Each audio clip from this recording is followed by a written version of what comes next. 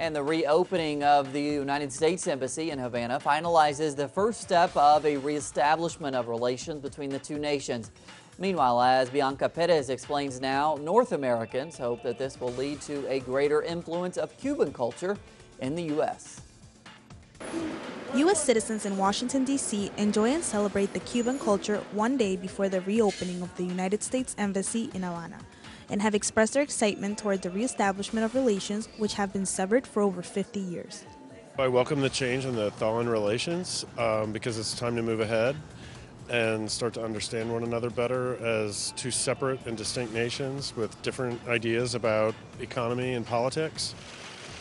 Secretary of State John Kerry will be leading the opening ceremony in which he will raise the U.S. flag over the island nation. Members of the Cuban opposition have complained about not being invited to the function. This is something between the U.S. government and the Cuba government. The so-called dissidents have no involvement in this matter.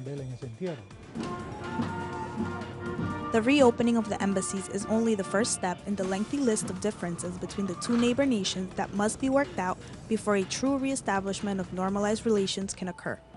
I think a large part and a very important step that must happen after all of this is lifting the blockade, because you can speak of normalizing relations between two nations when one of them is suffering the effects which we know are caused by the U.S. blockade against Cuba. The normalization of relations between the two countries will greatly benefit the United States, since the Caribbean island has made major medical advances that could aid in the progress of the U.S. health system. Bianca Perez, teleSUR, Washington, D.C.